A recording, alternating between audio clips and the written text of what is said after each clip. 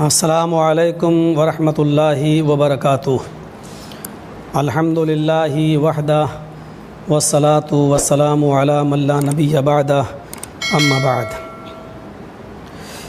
آج میں پھر کچھ ضروری وضاحتوں کے ساتھ آپ لوگوں کے سامنے روبرو ہوا ہوں۔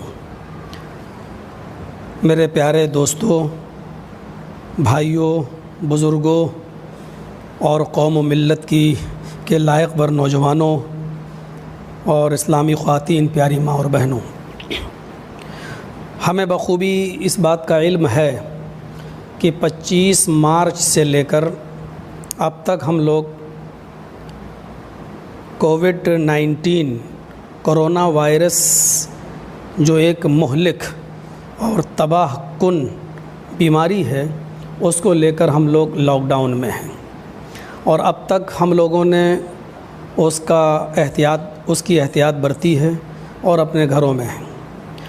اور اسی بیچ میں رمضان المبارک کا مقدس مہینہ آیا، اور جو عبادت کا مہینہ ہے، خیر و برکت کا مہینہ ہے۔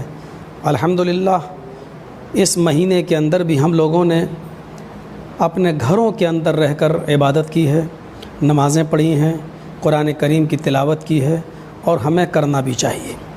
اب چند روز سے یہ مسئلہ بہت اٹھ رہا ہے، کیونکہ رمضان المبارک کے آخری عشرے میں 20 روزے سے لے کر 30 رمضان تک اعتکاف کا مسئلہ سامنے آتا ہے، اور کچھ لوگ مسجدوں کے اندر اعتکاف کرتے ہیں۔ اب مسئلہ یہ سامنے آ رہا ہے کہ کیا اعتکاف ہم اپنے گھروں میں کر سکتے ہیں یا نہیں کر سکتے ہیں؟ جس طرح فرض نمازیں، سنتیں اور نفل ہم لوگ مسجدوں کو چھوڑ کر اپنے گھروں میں پڑھ رہے ہیں، تو کیا اعتکاف ہم اپنے گھروں میں نہیں کر سکتے ہیں؟ تو اس سلسلے میں ایک ضروری وضاحت آپ کے سامنے کرنے کے لیے پیش ہوا ہوں، اور وہ ضروری وضاحت یہ ہے کہ ہم اعتکاف کسی بھی صورت میں اور کسی بھی شکل میں گھر میں نہیں کر سکتے ہیں۔ گھر میں اعتکاف نہیں ہے۔ قرآن کریم نے اعتکاف کی جو شرط بیان کی ہے وہ مسجد کے ساتھ بیان کی ہے۔ وعاکفون فی المساجد، اعتکاف مسجد کے اندر ہیں۔ نہ عورتیں اعتکاف گھر کے اندر کر سکتی ہیں، نہ مرد گھر کے اندر کر سکتے ہیں۔ اب سوال یہ ہے کہ جب مسجدوں میں ہم بھیڑ جمع کر نہیں سکتے، مسجدوں میں نماز پر بھی روک ہے، اور ہم مسجدوں میں جا نہیں رہے ہیں، جب فرض نماز مسجد میں نہیں پڑھ رہے ہیں تو ہم اعتکاف مسجد میں کیسے کریں گے؟ اور جب مسجد میں اعتکاف نہیں ہے تو پھر ہم اپنے گھروں میں کیوں نہیں کر سکتے؟ تو سوال یہ ہے کہ جب اعتکاف کے لیے مسجد میں اجازت نہیں ہے، اور ہم لوگ بھی نہیں چاہیں گے کہ آپ مسجدوں میں اعتکاف کریں، بھیڑ لگائیں، کیونکہ لاک ڈاؤن کا جو مقصد ہے وہ فوت ہو جائے گا۔ جب ایسی صورت میں ہم مسجد میں اعتکاف کی کوئی گنجائش نہیں دیکھ رہے ہیں تو گھروں میں بھی اعتکاف نہیں ہے۔ جو چیز ہے نہیں تو اعتکاف اپنے آپ کالعدم ہو جائے گا۔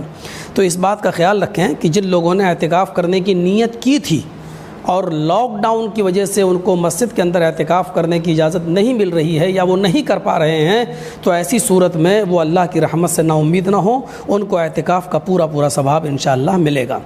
دوسری بات یہ ہے کہ مسجد کے اندر 1، 2، 3 تک لوگوں کی پرمیشن ہے۔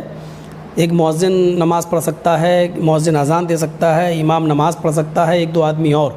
تو احتیاط برتیے، اگر 1، 2 آدمی مسجد میں اعتکاف کر لیتے ہیں تو پورے علاقے کے ذمے سے ساقط ہو جائے گا، اور اس کا جو ہے گناہ پورے محلے سے اٹھا لیا جائے گا۔ تو اگر 1، 2 آدمی ہماری مسجد میں بیٹھ جاتے ہیں تو اس میں کوئی حرج کی بات نہیں۔ کوشش یہ کیجیے گا کہ ہم مسجد میں بھیڑ نہ لگائیں اور مسجد میں 2-3 سے زیادہ لوگ اکٹھے نہ ہونے پائیں۔ تیسری چیز جو مجھے بتانی ہے وہ یہ ہے کہ اب 8-10 دن کے بعد ہمارے سامنے عید کا مہینہ اور عید کا تہوار بھی سامنے ہے۔ اس تہوار کو دیکھتے ہوئے ہماری طرف سے، ہم مسلمانوں کی طرف سے ایک بہت بڑی بھیڑ بازاروں کے اندر جا سکتی ہے، مارکیٹنگ کر سکتی ہے، شاپنگ کرے گی، ہماری ماں بہنیں بھی کپڑا خریدیں گی۔ میری ان سے پرزور اپیل ہے کہ کووڈ-19 یعنی کورونا وائرس کو یہ ہلکے میں نہ لیں۔ اس بیماری نے پوری دنیا کو اپنی چپیٹ میں لیا ہے، لہٰذا آپ اس کو ہلکے میں نہ لیں۔ اتنا یاد رکھیے گا کہ آپ نے اگر بازاروں میں بھیڑ لگائی اور اس سے اگر آپ کو کورونا ہوا تو یقین مانیے آپ اس کورونا میں اگر آپ اس دنیا سے رخصت ہوئیں اور آپ کا انتقال ہوا تو آپ یہ فطری موت نہیں مریں گی، بلکہ اس کو خودکشی قرار دیا جائے گا۔ سرکار نے گائیڈ لائن بنائی ہے، اس پر عمل کرتے ہوئے ہم کورونا سے بچ سکتے ہیں۔ خود ہمارا قرآن یہ کہتا ہے کہ لا تلقوا بایدیکم الی التہلکہ، اپنے آپ کو، اپنی جان کو جان بوجھ کر ہلاکت میں مت ڈالو۔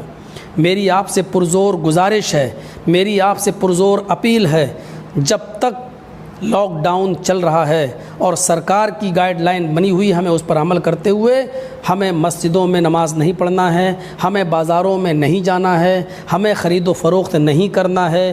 اس مرتبہ عید اپنے گھروں میں منانی ہے۔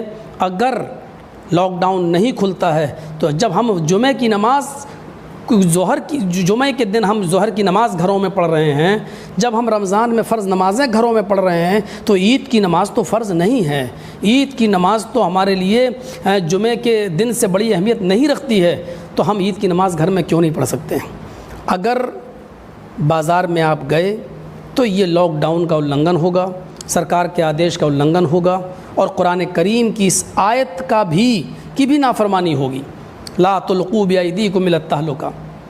میری سمجھ میں نہیں آتا ہے کہ کیسے آپ کے دل گوارا کر رہے ہیں کہ آپ بازار جائیں اور شاپنگ کریں، جبکہ آپ کو معلوم ہے کہ اس مرتبہ کتنے گھر ایسے ہیں کہ جن کے پاس کھانے کو نہیں ہے، کتنے بچے ایسے ہیں جو بھوکے مر رہے ہیں، کتنے ایسے لوگ ہیں جن کے پاس صبح اگر کھا لیا جائے تو شام کو کھانے کو نہیں ہے۔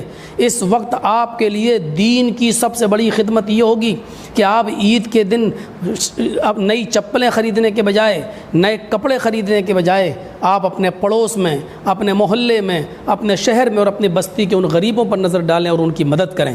یہ سب سے بڑی دیش بھکتی بھی ہوگی اور دین کی سب سے بڑی خدمت بھی ہوگی۔ خود اللہ کے نبی صلی اللہ علیہ وسلم کے زمانے میں جب ایسے حالات ہو جایا کرتے تھے، شریعت کہتی ہے سخت بارش ہوا کرتی تھی، تو ایک مؤذن اذان دیا کرتا تھا مسجد کے اندر، اور اذان کے بعد اعلان کر دیا کرتا تھا الا صلوا فی رحالکم، آپ اپنے گھروں میں نماز پڑھ لیجیے۔ گھروں میں اس بیماری کو مد نظر رکھتے ہوئے گھروں میں نماز پڑھنے سے ہمارا ثواب کم نہیں ہو جائے گا، بلکہ ہمیں اس کی اہمیت کو سمجھنا ہوگا اور لاک ڈاؤن کا پورا پالن کرنا ہوگا، سرکار کی گائیڈ لائن کا پورا پالن کرنا ہوگا، اور اگر ہمارے لیے لاک ڈاؤن عید کی نماز سے پہلے اگر نہیں کھلتا ہے اور سرکار کوئی نئی گائیڈ لائن تیار کرتی ہے تو ہمیں اور آپ کو یہ سوچنا ہوگا کہ ہمیں عید کی نماز بھی گھروں میں پڑھنا ہے۔ عید کی نماز بالکل اسی طریقے سے پڑھی جائے گی جس طریقے سے ہم مسجد کے اندر پڑھتے ہیں یا عیدگاہ کے اندر پڑھتے ہیں۔ آپ اپنے گھروں میں اسی طریقے سے 2 رکعت آپ نماز ادا کریں گے۔ یہ جمعہ کی طرح نہیں ہے کہ جمعہ کی نماز مسجد میں نہیں پڑھ رہے ہیں، اپنے گھروں میں تو ظہر پڑھ لیجئے 4 رکعت۔ عید کی نماز ہمیں 2 ہی رکعت پڑھنا ہے، اور بالکل عید کی نماز کے طریقے سے پہلی رکعت میں 7 تکبیر اور دوسری رکعت میں 5 تکبیر، یعنی 12 تکبیر زوائد۔ ایسے ہی ہمیں اپنے گھروں میں نماز پڑھنا ہے۔ آپ اپنے گھروں میں اپنی بیوی اور اپنے بچوں کو اپنے پیچھے کھڑا کر کے بھی نماز پڑھا سکتے ہیں، اس میں کوئی حرج کی بات نہیں ہے۔ میری آپ سے پھر گزارش ہے کہ بازاروں میں بھیڑ نہ لگائی جائے، کوئی کپڑا وغیرہ نہ خریدا جائے، شاپنگ نہ کی جائے، اور آپ سے میری پرزور اپیل ہے کہ اس مرتبہ عید نہایت سنجیدگی کے ساتھ منائیں اور غریبوں کا خیال رکھیں۔ یہی اس وقت ہماری دیش بھکتی ہوگی اور یہی ہمارے لیے سب سے بڑی دین کی خدمت ہوگی۔ مجھے امید ہے کہ انشاءاللہ آپ ہماری آواز کو پر لبیک کہیں گے اور آپ اس حساس اور اس نازک مسئلے کو سمجھنے کی کوشش کریں گے، اور کرونا وائرس اس بیماری کو گمبھیرتا سے آپ سیریسلی اس بیماری کو آپ لیں گے اور آپ سرکار کی گائیڈ لائن کا پالن کریں گے، خود بھی محفوظ رہیں گے اور دوسروں کو بھی محفوظ کریں گے، اپنے آپ کو بھی بچائیں گے، اور اسلام کی بھی سب سے بڑی مدد یہی ہوگی جو سرکار کی گائیڈ لائن پر عمل کرتے ہوئے آپ اپنے گھروں میں جتنا زیادہ رہیں گے، یہ اسلام کی بھی خدمت ہوگی اور سرکار کی بھی، اور اس سے بڑی کوئی دیش بھکتی نہیں۔ مجھے امید ہے، اللہ تعالیٰ سے میری دعا ہے کہ اللہ تعالیٰ ہم تمام مسلمانوں کو اپنے گھر میں عبادت کرنے کی توفیق عطا فرمائے۔ آج پہلی شب قدر ہے، ہمیں گھروں میں عبادت کرنے کی، قرآن کریم کی تلاوت کرنے کی توفیق عطا فرما۔ اے اللہ ہمیں اپنے گھروں میں نمازوں کا اہتمام کرنے کی توفیق عطا فرما، ہمیں نوافل کا اہتمام کرنے کی توفیق عطا فرما، اور سرکار کی گائیڈ لائن پر عمل کرنے کی توفیق عطا فرما۔ اے اللہ ہمارے اس ملک کو اس مہلک بیماری سے جلد نجات عطا فرما، اور ہمارے ملک میں امن و امان، چین و سکون اور شانتی کا واتاورن ماحول بنا دے اور پیدا فرما دے۔ وما علینا الا البلاغ المبین، وآخر دعوانا ان الحمد للہ رب العالمین۔ السلام علیکم ورحمۃ اللہ وبرکاتہ۔